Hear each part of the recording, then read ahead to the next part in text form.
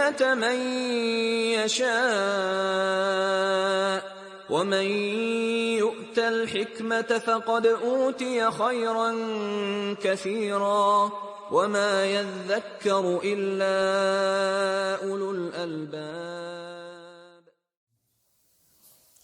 طيب الحمد لله حمدا طيبا مباركا فيه وصلى الله وسلم وبارك على عبده ورسوله محمد وعلى آله وصحبه أجمعين وبعد. اللهم علمنا ما ينفعنا وانفعنا بما علمتنا وزدنا علما إلى علمنا.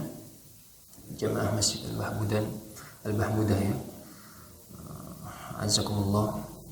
Pagi kali ini kita akan membahas tentang dasar-dasar ilmu waris ya. Karena Nabi SAW telah memberikan perintah khusus untuk mempelajari ilmu ini. Ta'allamu al-fara'id wa 'allimuha. Belajarlah kalian ilmu waris. Karena jikalau memang ilmu ini tidak sepadan untuk kita pelajari dengan waktu kita, tentu Nabi SAW tidak mungkin memerintahkannya secara khusus, spesifik menyebut jenis ilmunya. Ta'allamul fara'id, belajarlah kalian ilmu fara'id. Tidak cukup sampai situ, wa'allimuha. Kemudian ajarkan lagi ke yang lain. Wa innaha nisful ilm. Karena ilmu fara'id itu adalah setengah ilmu.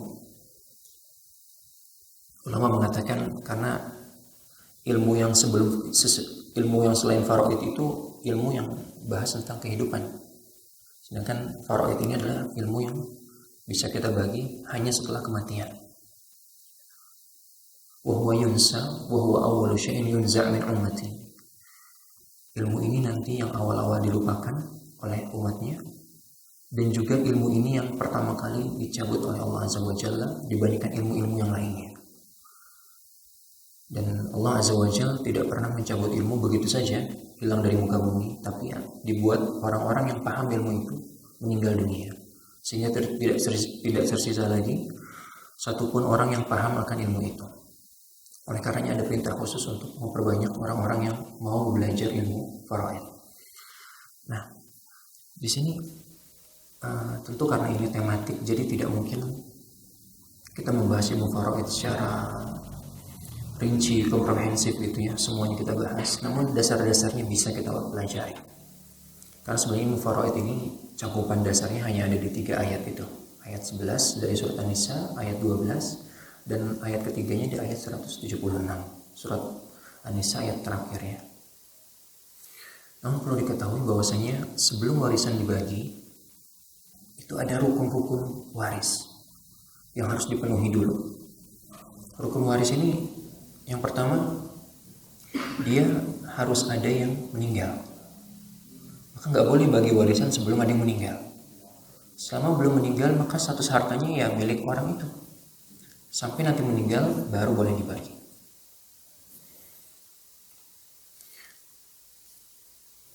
Yang kedua, harus ada orang yang menerima warisan.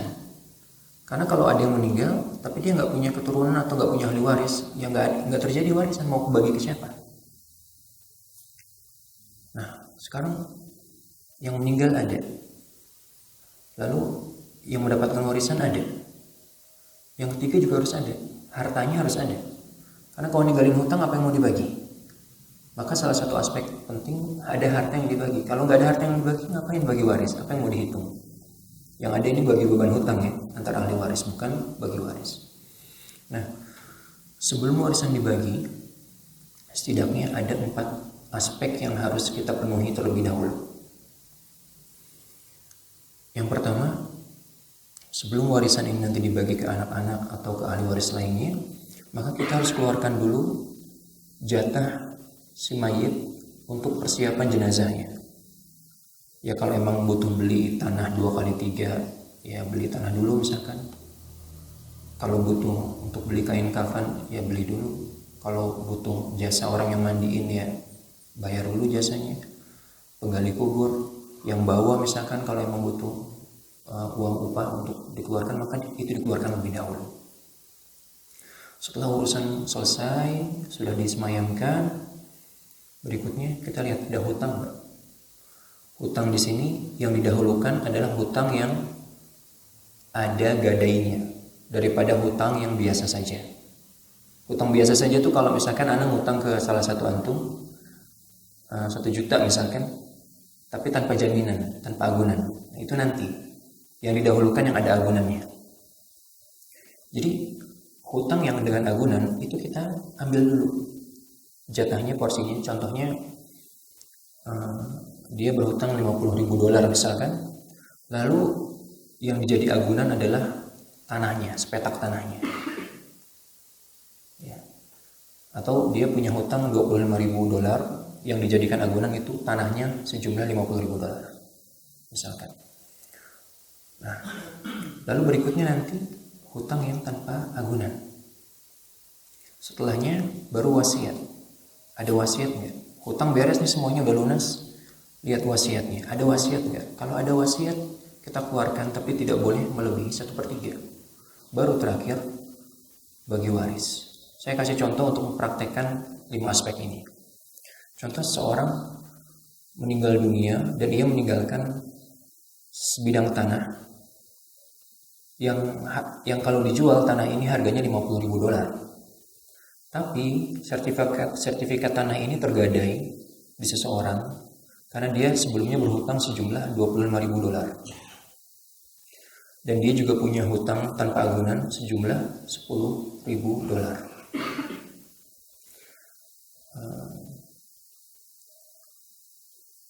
Nah, berikutnya atau $20.000 ya.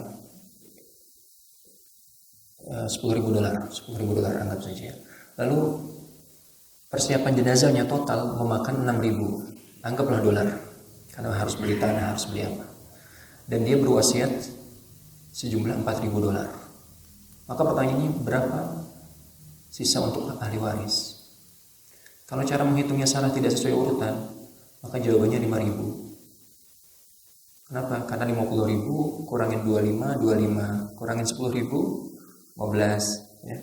15 kurangin 6.000 9.000 kurangin 4.000 5.000. Maka ini jawaban yang salah. Kenapa? Karena nggak sesuai urutan dan ada pos-pos yang dilabrak. Seharusnya kalau mau sesuai urutan, 50.000 tadi itu kita tebus dulu. Setelah kita tebus, kita keluarkan dari 50.000 ini, anggaplah sudah laku dijual, kita keluarkan yang pertama tadi apa? Persiapan jenazah. Maka kita keluarkan dulu 6.000. Maka sisa 44.000. Baru kita lihat ke yang gadai tadi. 44.000 dikurangi 25.000, karena ini gadainya. Berapa sisanya? Berapa? 21.000. Lalu kita lihat lagi hutang yang tanpa agunan, jumlahnya 10.000, sisanya 11 ya. 11 kurangi wasiat, ini kayaknya ada yang kurang dari jumlahnya, harus dikoreksi lagi hitungannya nih. Coba kayaknya kurang, harusnya totalnya pertama 50.000 ya, dikeluarkan untuk persiapan jenazah 6.000. 44.000 kurangin lagi tadi hutang yang dengan agunan 25.000. Berapa? Nah, itu yang benar. 25.000 19.000 ya. 19.000. Lalu dikurangin lagi hutang yang tanpa agunan 10.000, sisanya 9.000. Nah, berarti sisa wasiat kan yang belum dikeluarkan. Wasiatnya ini berapa tadi? 4.000. Sedangkan sisa hartanya 9.000. Kalau kita hitung, wasiat itu kan nggak boleh lebih dari 1/3. Maka kalau kita keluarkan 4.000, maka itu lebih dari 1/3 sisa harta. Sedangkan sepertiganya 9.000 itu 3.000. Maka yang bisa kita keluarkan untuk wasiat si mayit ini hanya 3.000 saja. Yang 1.000-nya kemana? Ya dibalikin lagi ke total harta untuk dibagikan ke ahli waris. Maka yang dibagikan ke ahli waris ini adalah sisanya total $6.000, bukan 5.000. Jadi wasiatnya nggak boleh lebih dari 1/3. Kecuali nih kalau ahli waris ridho semuanya, gak apa-apalah, ini wasiat abahnya kita, ya sudah kita kasih semuanya, nggak masalah 4.000. Itu kalau semua ahli warisnya ridho.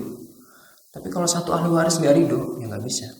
hanya bisa dikeluarkan 3.000 saja, yang 1.000-nya dibalikin ke total harta untuk dibagikan. Ini yang berkaitan tentang aspek-aspek yang harus dipenuhi sebelum warisan itu dibagi. Setelah urusan semuanya selesai, lalu ahli waris mulai membagi warisan sesuai dengan yang Allah perintahkan. Lalu bagaimana cara membagi warisnya? Sangat gampang. Allah Azza wa Jalla berfirman, yusikumullahu fi auladikum lidzakari mithlu hadzil unsayayn. Allah berwasiat untuk kalian perihal anak-anak kalian yang kalian tinggalkan sepeninggal kalian. Berapa? Lidzakari mithlu hadzil unsayayn. Kalau kita punya anak dengan jenis kelamin campur, cowok dan cewek, maka rumusnya kepala anak laki-laki itu kita kalikan 2, sedangkan kepala anak perempuan dikalikan 1 atau tidak dikalikan sama sekali, cukup jadi penjumlah saja. Contohnya kalau kita punya 2 anak, 1 laki 1 perempuan, maka 1 kali 2 laki-laki tadi, maka hasilnya 2 tambah 1 yang perempuan jadi 3. Kalau kita punya harta 3 juta dibagi 3 jumlah kepala mereka ya, lalu laki-laki dapat 2 juta, anak perempuan dapat 1 juta. Begitu terus kelipatannya. Sekarang kalau misalkan ada 2 anak laki-laki dan 2 anak perempuan, gampang. 2 anak laki-laki tadi langsung kali 2, hasilnya 4. Ditambahkan 2 anak perempuan, 6. Maka kalau dia meninggalkan harta 12 juta bagi 6, hasilnya 2. Hasilnya 2 dikali 4, hasilnya 8. Maka masing-masing anak laki-laki dapat 4 juta. Sisanya itu untuk anak perempuan, 2 juta, 2 juta. Ini kalau jenis kelaminnya ganda, artinya ada yang laki, ada yang perempuan. Bagaimana kalau laki saja? Kalau laki saja, maka dia dapat semua harta. Dapat semua harta, iya. Lalu saudara kita, paman kita nggak dapat, karena ada anak laki-laki. Anak laki-laki ini bisa menghalangi saudara kita sekandung, saudara seayah, saudara seibu, maupun saudari kita, semuanya terhalangi karena ada 1 anak laki-laki ini. Nah, itu kalau anaknya laki. Kalau anaknya perempuan aja, Allah berfirman, fa in kunna nisa'an fawqa ithnataini falahunna thulutsu ma tarak. Kita lihat, kalau anaknya perempuan semua, jumlahnya lebih dari 2, maka mereka dapat 2/3 harta. Jadi harta kita 2/3-nya untuk anak-anak perempuan kita semuanya. Kalau jumlahnya lebih dari 2, sisanya untuk saudara kita. Kalau ada saudara kandung, kalau nggak ada saudara kandung, saudara seayah. Kalau nggak ada saudara seayah, aman. Itu yang mereka dapatkan sisa. Ini dengan catatan kalau ibu nggak ada ya. Nah, kalau anaknya cuma 1, tapi perempuan aja, Allah berfirman, wa in kanat wahidatan falaha nisf. Kalau cuma 1 anak perempuan, 1 biji, maka dia dapat setengah harta. Dapat setengah, banyak. Nah, sekarang dibalik posisinya. Sekarang wa in kanat wali abawaihi likulli wahid minhum as-sudus mimma taraka in kana al-awwal. Sekarang ada anak, baik itu anaknya laki maupun anaknya perempuan. Tapi ada orang tua juga masih hidup, kita meninggal lebih dulu. Orang tua dua-duanya masih hidup. Maka Allah berfirman, wali abawaihi, untuk masing-masing ibu dan bapaknya. 1/6, 1/6. Kalau si mayit punya anak, anaknya bebas mau anak laki mau anak perempuan. Pokoknya kalau mayit ini punya anak atau cucu misalkan, karena cucu juga disebut anak, maka bapak ibu si mayit ini dapat 1/6 masing-masing. Bapak dapat 1/6, ibu dapat 1/6 juga. Kalau kita meninggal, tapi kita nggak punya anak sama sekali, nggak punya keturunan, entah belum menikah atau menikah tapi belum dikaruniai anak, tapi bapak ibu ada, istri udah meninggal duluan misalkan dari kita, bapak ibu masih hidup, berapa porsinya? Fa in lam yakul lahu walad wa warisahu abawan fali ummihi thuluts. Dan kalau dia nggak punya anak dan meninggalkan kedua orang tuanya, bapak dan ibu, maka untuk ibunya sepertiga. Jadi ibu tadi 1/6 ya kalau ada anak. Kalau nggak ada anak, ibu dapat tambahan setengah. Jadinya dapat 1/3 harta. Terus bapaknya gimana nggak disebut di porsinya di ayat? Kalau nggak punya anak dan meninggalkan ibu dan bapak, maka ibu dapat 1/3. Bapak dapat sisa harta. Karena nggak disebut porsinya. Yang disebut di sini adalah ahli warisnya, tapi porsinya nihil. Ya. Untuk ibu 1/3, porsinya bapak nggak tahu. Maka porsinya adalah sisa harta. Jadi kalau ibu dapat 1/3, maka bapak dapat 2/3. Begitu. Nah, sekarang fa in kana lahu ikhwatun fali ummihi sudus. Gimana kalau kita meninggal, kita punya saudara? Tadi kan ada anak ya, terus ada orang tua, terus nggak ada anak, tapi ada orang tua. Sekarang nggak ada anak, nggak ada bapak, adanya ibu, juga ada saudara kita. Saudaranya terserah, mau saudara kandung semuanya, atau campuran saudara dan saudari kandung, atau campuran saudara seayah, saudara seibu. Maka kapan di situ ada sejumlah saudara, lebih dari 2, lebih dari 1 maksud saya, karena ikhwah ini jamak, maka harus lebih dari 1. Dan jamak dalam ilmu faraid ini dimulai dari 2 ke atas. Beda dengan bentuk jamak dalam ilmu bahasa, nahwu, dan menurut ahli usul fiqh, maka jamak itu dimulai dari 3 ke atas. Sedangkan dalam ilmu faraid, jamak itu mulainya dari 2 ke atas. Maka kalau jumlah saudara ini lebih dari 1 biji, 2 ke atas, terserah itu mau dari kelompok yang mana saudaranya, dan bapaknya nggak ada, anak juga nggak ada, maka untuk si ibu ini dapat 1/6, berkurang lagi porsinya. Tadi udah dapat 1/3, tapi kalau ada sejumlah saudara, maka ibu dapatnya hanya 1/6 saja. Gimana kalau ada anak? Kalau ada anak, saudara nggak dapat. Makanya di sini disebut fa in kana lahu ikhwah. Ya. Kalau ada anak, maka nanti disebutin di sini. Kalau memang saudara dapat warisan karena ada anak laki-laki atau anak perempuan, maka disebutkan di ayat. Tapi ayat nggak menyebut itu. Maka jikalau seorang meninggal, dia tidak punya anak laki-laki dan tidak punya ayah, maka saudara dapat warisan. Berapa? Kalau laki-laki dapatnya sisa, ibu dapat berapa? Dapat 1/6. Min ba'di wasiyatin yusi biha aw dain. Itu pun dibagi, kata Allah Azza wa Jalla, setelah wasiat dan hutang. Nah, di sini ada hikmah bapak-bapak dan ibu-ibu jamaah sekalian. Allah menyebut wasiat dulu baru hutang. Padahal prakteknya hutang dulu baru wasiat. Gimana nih? Padahal di Quran min ba'di wasiyatin yusi biha aw dain. Mana dulu ini? Di Quran wasiat dulu loh baru hutang. Tapi kok prakteknya tadi jelaskan hutang dulu baru wasiat setelah hutang. Pertama kita jawab, ini lafadznya au. Au di sini tidak menyatakan urutan. Ya, au dain. Wasiat au dain. Au di sini atau pilihan. Tidak mengisyaratkan adanya urutan tertentu di situ. Dan yang Nabi praktekkan adalah hutang dulu baru wasiat.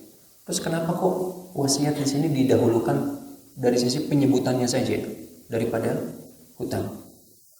Hikmahnya karena wasiat ini adalah sesuatu yang diambil dari mayit dengan sukarela tanpa imbalan apapun. Maka terkadang mengeluarkan wasiat itu dirasa berat oleh ahli waris. Karena ini gratisan, kita ambil dari hartanya, mengurangi porsi bagian kita tentunya sebagai ahli waris, lalu kita harus serahkan ke orang lain secara sukarela. Maka ini tentu cukup berat untuk mengeluarkannya dibanding hutang. Karena kalau hutang, orang tua kita mungkin sudah mengambil faidah dari hutang itu. Sudah dipakai untuk apa, kebutuhan sehari-hari, atau dibeli apa. Kita mudah saja mengeluarkan uang orang tua kita, lalu kita bayarkan untuk hutang. Mudah. Tapi kalau wasiat, sulit. Karena nggak ada imbalan apa-apa. Oleh karenanya didahulukan penyebutannya saja dalam Quran agar menjadi motivasi bagi para pembaca dan bagi penerima warisan untuk memperhatikan aspek yang tadi harus dikeluarkan sebelum pembagian warisan. Nah, ini ayat pertama ini yang membahas tentang masalah anak, bapak, ibu, dan kalau meninggalkan ibu tapi ada saudara. Kalau saya rangkum, maka anak kalau campuran, anak laki-laki dikali 2, anak perempuan jadi penambah. Kalau hanya ada anak perempuan 1 biji, maka dapat setengah harta. Kalau anak perempuannya 2 atau lebih, dapat 2/3 harta. Kalau misalkan ada anak juga ada orang tua, maka anak dapat sisa. Kalau laki-laki ya, kalau perempuan tentuannya ngikut ayat sebelumnya, maka ayah dan ibu masing-masingnya dapat 1/6. Kalau ada anak perempuan dapat 1/2. Kalau anak perempuannya lebih dari 1, dapat 2/3. Ikut ke ayat yang tadi di atasnya. Kalau nggak ada anak perempuan, adanya anak laki-laki, dapat sisa harta. Kalau campuran anak laki-laki dan perempuan, dapat sisa harta juga. Maka masing-masing pos dari ayat ini itu saling berkaitan satu sama lain, yang nggak bisa dipisahkan. Maka cara memahami ayat yang baris setelahnya itu dengan memahami ayat yang sebelumnya, lalu ayat sebelumnya, begitu seterusnya. Nah, kalau nggak punya anak tadi, bapak dapat sisa harta dan ibu dapat 1/3. Lalu kalau mayat punya sejumlah saudara dan bapak nggak ada, anak nggak ada karena nggak disebutkan dalam baris itu, maka ibu dapatnya 1/6, nggak lagi dapat 1/3. Pertanyaannya, dan ini nggak ada di ayat, bagaimana kalau kita hanya punya 1 saudara saja atau 1 saudari saja? Kan di ayat sejumlah saudara ya, ikhwah banyak, ada 2 atau lebih. Tapi kalau cuma 1 di ayat nggak disebut, gimana dia memahaminya? Kalau cuma 1, kembali ke ayat sebelum itu. Berapa porsi ibu sebelumnya kalau nggak ada sejumlah saudara? 1/3. Maka ibu 1/3. Maka kalau kita meninggalkan 1 orang saudara saja atau seorang saudari saja, ibu balik lagi ke porsi yang sebelumnya 1/3. Tapi kapan jumlah saudara itu 2, maka ibu dapat 1/6. Nah, dengan begitu kita sudah merampungkan ayat yang pertama ini, ayat 11 dari surat An-Nisa. Beres. Porsi-porsinya sudah kita sampaikan semuanya. Berikutnya pembahasan berpindah ke suami dan istri. Kalau tadi hubungan antara orang tua dan anak, sekarang ke suami istri. Allah berfirman, wa lakum nisfu ma taraka azwajukum illam yakul lahunna walad. Untuk para suami, mereka mendapatkan setengah harta. Dari hartanya siapa? Dari hartanya istri. Kapan itu? Kalau istri nggak punya anak sama sekali. Sama sekali.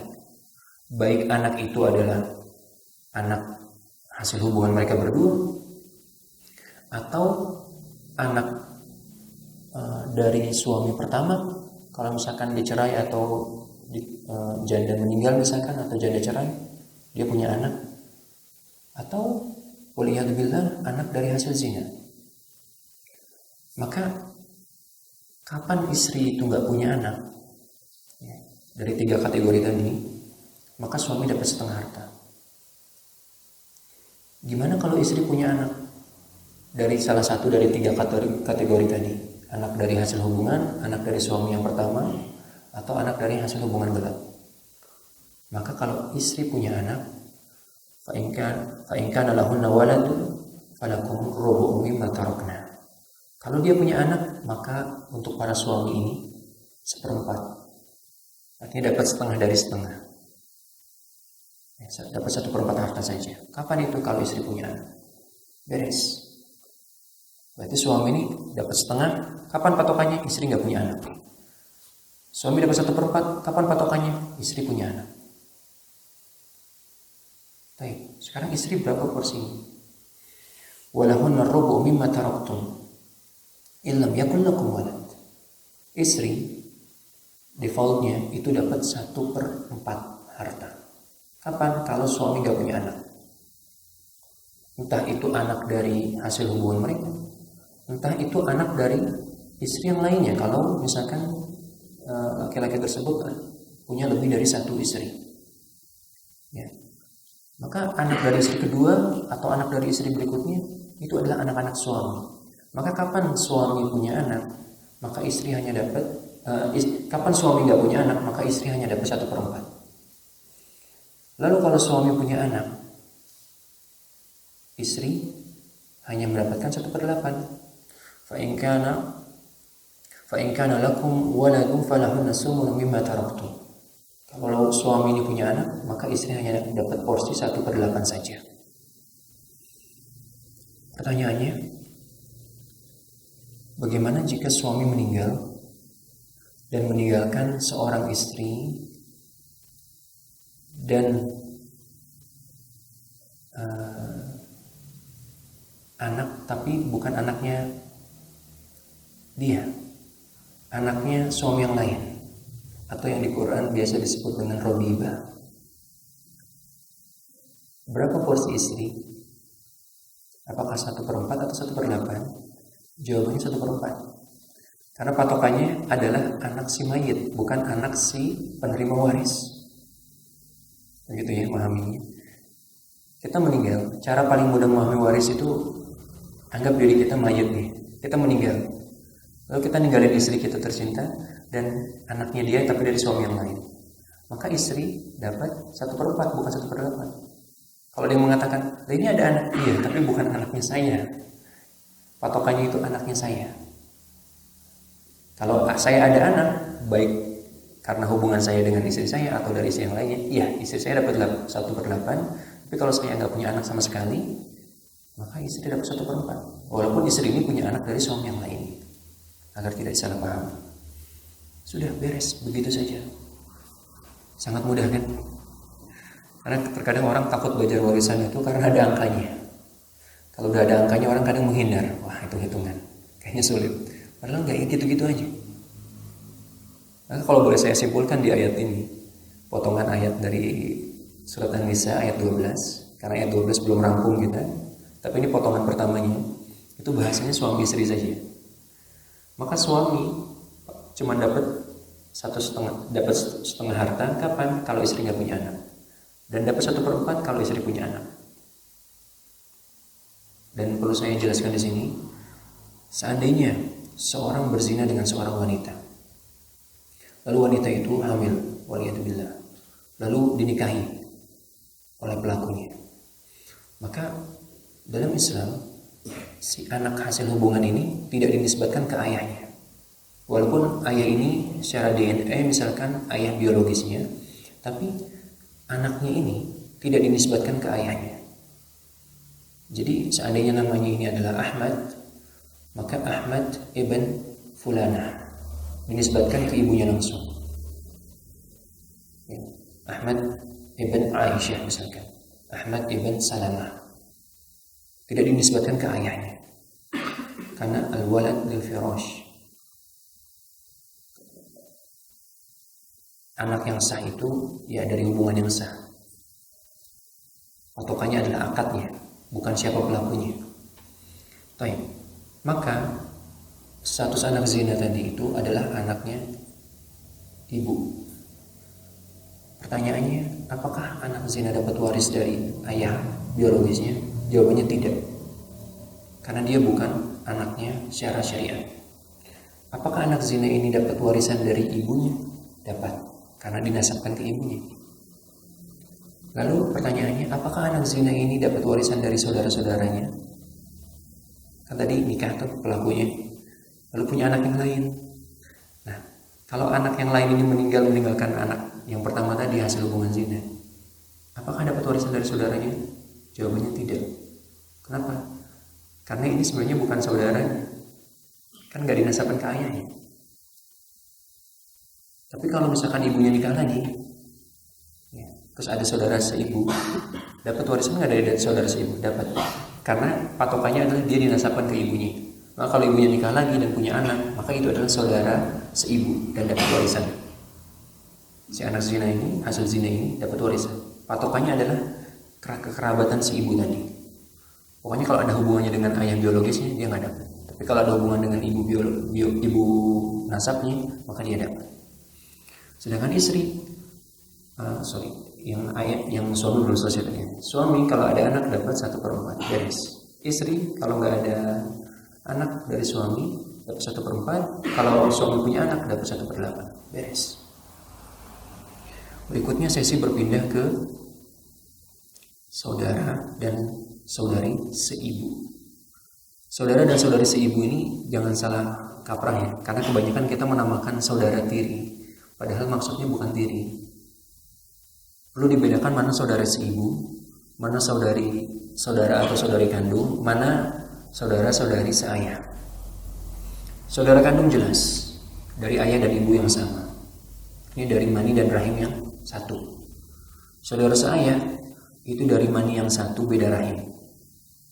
Jadi bapak kita menikah berkali-kali dan selama maninya itu satu dari sumber yang sama, itu saudara seayah. Adapun saudara dan saudari seibu itu adalah yang satu rahim dan beda mani.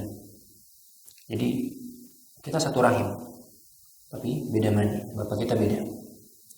Adapun yang tiri ini kalau benar-benar beda mani beda rahim. Contohnya bapak kita menikah lagi, menikahi seorang janda. Jandanya ini udah punya anak. Nah, anak ini anak tiri namanya. Ini benar, ini anak tiri. Ya. Dapat warisan nggak? Nggak dapat, karena nggak ada sebab warisnya. Ini benar-benar anak tiri dan bukan mahram. Kita boleh nikahin anak tiri itu. Kita sebagai anaknya si bapak boleh menikahi anaknya si ibu tadi, ibu sambung kita. Kenapa? Karena bukan mahram. Nah, tapi kalau yang ada hubungannya baik itu rahim maupun mani, maka itu adalah saudara kita dan dapat warisan dan diatur jumlah porsi warisnya di Quran. Yang gak diatur itu tadi yang anak tiri, dia memang gak dapat warisan. Allah berfirman, wa in kana rajulun yurasu kalala. Kalau seorang laki-laki meninggal dan dia tidak punya ayah dan tidak punya anak laki-laki maupun anak perempuan. Jadi lihat Allah kasih syaratnya dulu di awal. Seorang laki-laki meninggal dan dia nggak punya ayah dan nggak punya anak laki-laki maupun anak perempuan. Awim ro'atun, begitu juga jika seorang perempuan meninggal dan dia tidak punya ayah dan tidak punya anak laki-laki maupun perempuan. Walahu akhun aw ukhtun falikulli wahid minhum as-sudus. Nah, masing-masing dari orang ini yang tidak punya ayah dan tidak punya anak, dia punya saudara atau saudari seibu.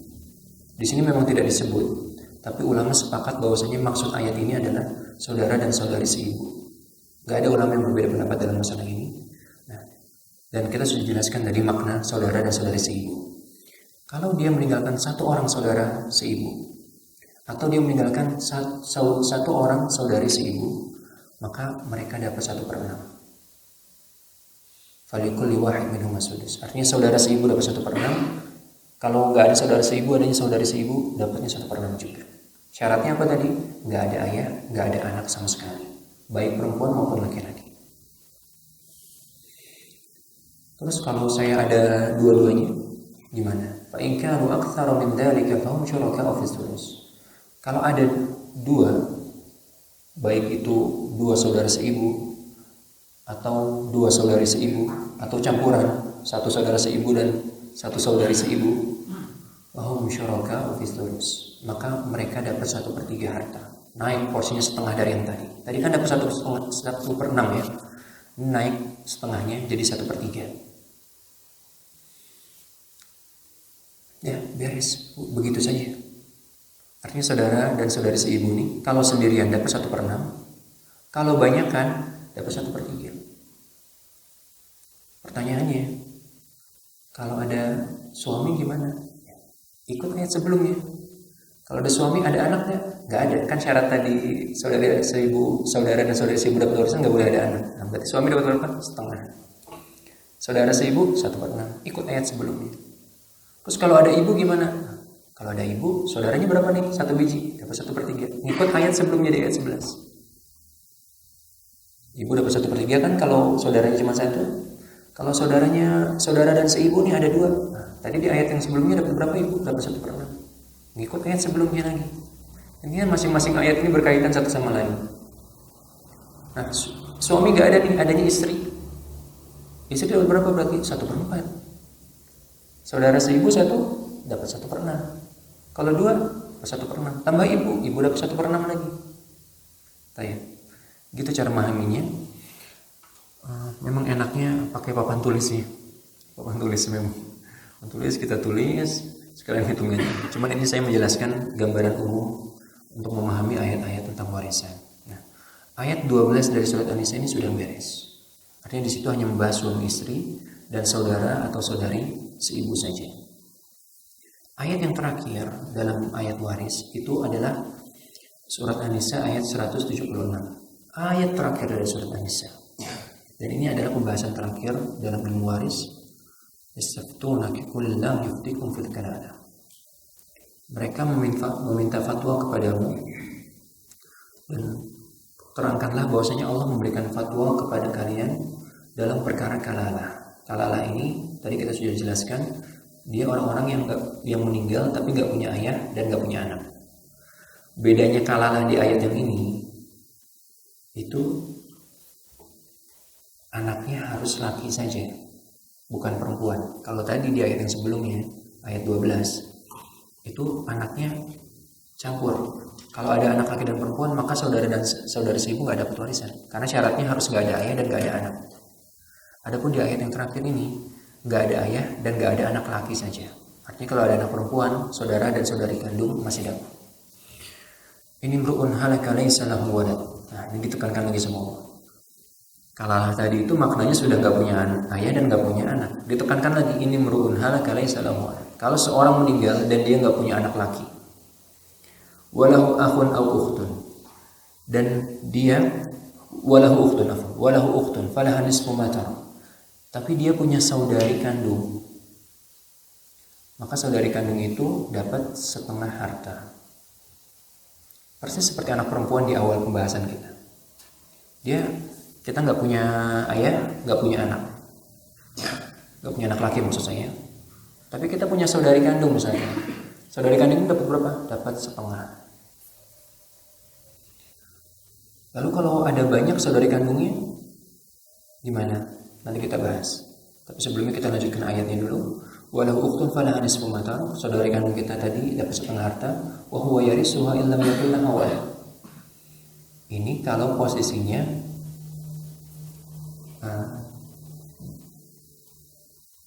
laki-laki yang meninggalkan saudari kandung.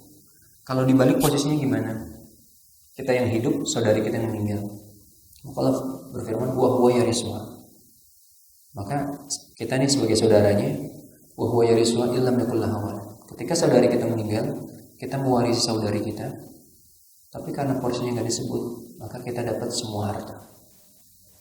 Ya, kalau saudari kandung kita meninggal, nggak punya anak, nggak punya ayah, maka kita dapat semua harta. Dalilnya ini, wa huwa yarisuha illam yakul lahu walad. Disebutkan kita sebagai ahli waris, tapi nggak disebut porsinya, maka porsinya itu semua harta, sisa. Maka bedakan tadi kapan kita yang meninggal lalu meninggalkan saudari, dia dapat setengah, sisanya misalkan untuk paman kita atau saudara seayah kita misalkan. Tapi kalau kita yang meninggal, tapi kalau kita yang menjadi ahli waris dan saudari kandung kita yang meninggal, kita justru dapat semua harta. Nah, Allah balik lagi bicaranya atau kondisinya, yaitu kita yang meninggal dan kita meninggalkan dua saudari kandung. Tadi kan satu ya, ini dua saudari kandung. Maka dua saudari kandung kita ini falahu masulusan mimma tarak. Dua atau lebih dari saudari kandung kita, dia dapat 2/3 harta. Kalau kita meninggalkan lebih dari satu saudari kandung, maka dia dapat 2/3 harta. Lalu kalau ada campuran gimana? Kita meninggal lalu ada laki-laki, saudara laki-laki dan ada saudari juga. Fa in kanu ikhwatar rijal wan nisa falidzakari mislu hadzal unsayayn. Maka kalau ada campuran nih, ada ganda, ada saudara kandung, ada saudari kandung juga ada, maka seperti ayat pertama yang kita bahas, falidzakari mislu hadzal unsayayn. Saudari yang laki-laki kepalanya dikalikan 2, saudari yang kandung hanya jadi penambah saja.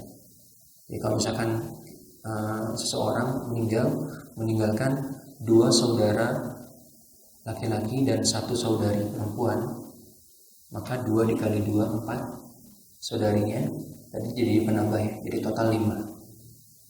Jadi kalau misalkan anggap saya meninggalkan 5 juta, meninggalkan 2 saudara laki-laki dan 1 saudari perempuan, maka tadi total jumlahnya 5 ya, kan 2 kali 2 1 tambah 1 jadi 5, 2 kali 2 4 tambah 2 tambah 1 jadi 5, maka masing-masing dari saudara saya dapat 2/5, 2/5.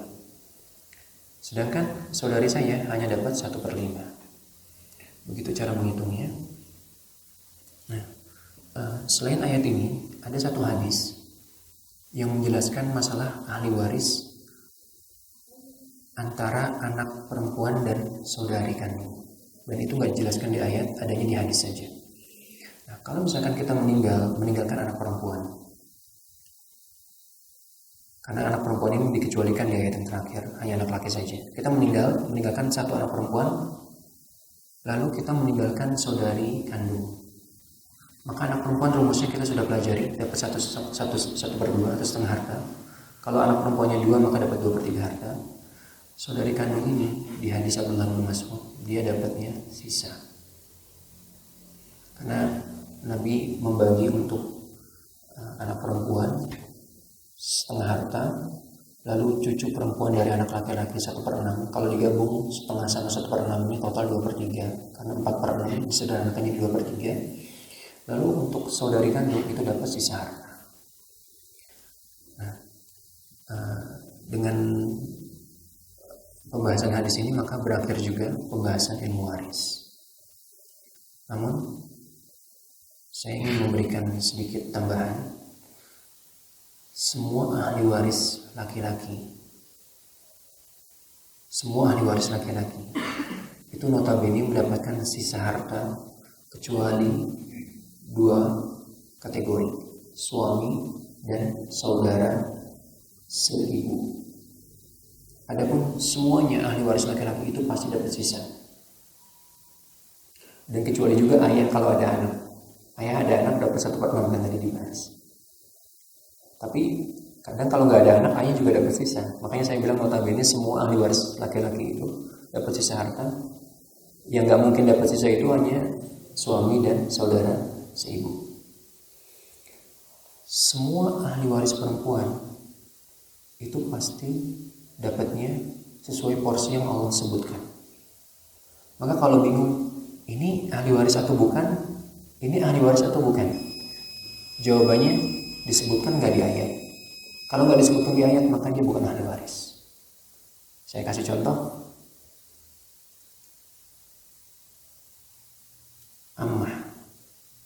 Ammah ini saudarinya bapak kita. Nggak ada di ayat, berarti bukan ahli waris. Khal atau khalah, saudara dan saudari ibu kita. Ada nggak di ayat? Nggak ada, bukan ahli waris. Contoh lain.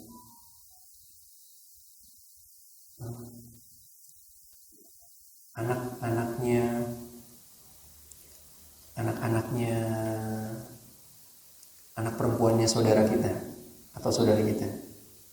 Nggak ada di Quran kan? Bukan ahli waris. Maka kalau perempuan, mereka hanya bisa dapat warisan kalau itu disebutkan di ayat. Kalau nggak ada disebutkan di ayat, maka dia bukan ahli waris, bukan golongan penerima warisan. Iya, kalau kita meninggal, kalau nggak meninggalkan 1 ahli waris pun mereka dapat, tapi bukan sebagai ahli waris, sebagai dawul arham, karena ada hubungan rahim.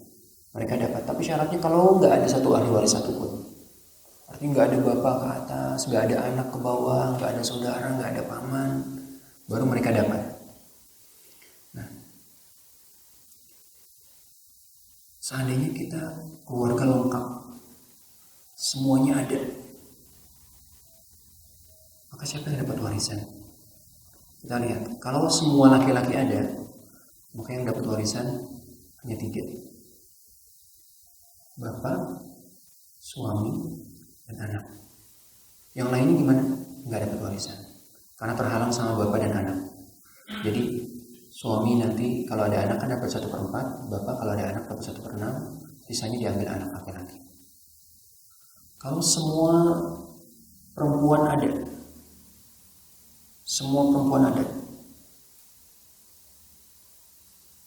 siapa yang dapat warisan? Yang dapat warisan hanya sedikit. Istri, lalu ibu, lalu anak perempuan, lalu saudari perempuan dan cucu perempuan dari anak laki-laki. Maka istri di sini dapat 1/8 karena ada anak. Ibu dapat 1/6 karena ada anak. Anak dapat setengah, anak perempuan. Kalau anak perempuan 2 berarti dapat 2/3. Nah, saudari itu dapat sisa harta. Ahli waris yang lain gimana? Tidak dapat warisan. Maka begini cara memahaminya, dan perlu dipahami, dan ini menjadi penutup sesi kajian kita. Perlu dipahami bahwasanya ilmu waris ini sifatnya adalah fatwa. Maka hal-hal yang berkaitan dengan sengketa harta itu bukan ranahnya ahli waris, tapi ranahnya pengadilan. Jadi perlu dipahami, ahli waris ini fatwa. Makanya Allah sebut yastaftunaka qulillahu yuftikum. Mereka meminta fatwa kepadamu. Katakanlah Allah memberikan fatwa. Ahli waris, bagi warisannya semuanya tentang fatwa. Kita bisa membagi porsinya sesuai yang Allah bagikan, sesuai syariat kita. Tapi jika ada sengketa, maka itu ranahnya pengadilan, bukan ranahnya mufti. Contoh misalkan, ini ada bapak tiri, ya, atau bapak sambung lah, ayah sambung. Dia nggak kerja misalkan. Nah, ibunya ini punya anak dari suami sebelumnya yang cerai misalkan, dan semua kehidupan ditanggung anaknya misalkan, dari hasil lomba lah, dari hasil apa misalkan ya. Lalu ayahnya ini nggak kerja misalkan, pengangguran. Kalau ibunya meninggal nih dapat warisan nggak? Kan itu hartanya bukan harta ibu, itu harta anak. Nah ini masuknya bukan ranah ilmu waris, ini ranahnya ranah pengadilan. Kalau sampai terjadi sengketa ya ke pengadilan. Karena kalau menurut ahli ilmu waris, ya kalau ibu meninggal, ini kan suami, ibu punya anak kan, berarti suami dapat 1/4, anaknya dapat sisa. Sampai situ aja.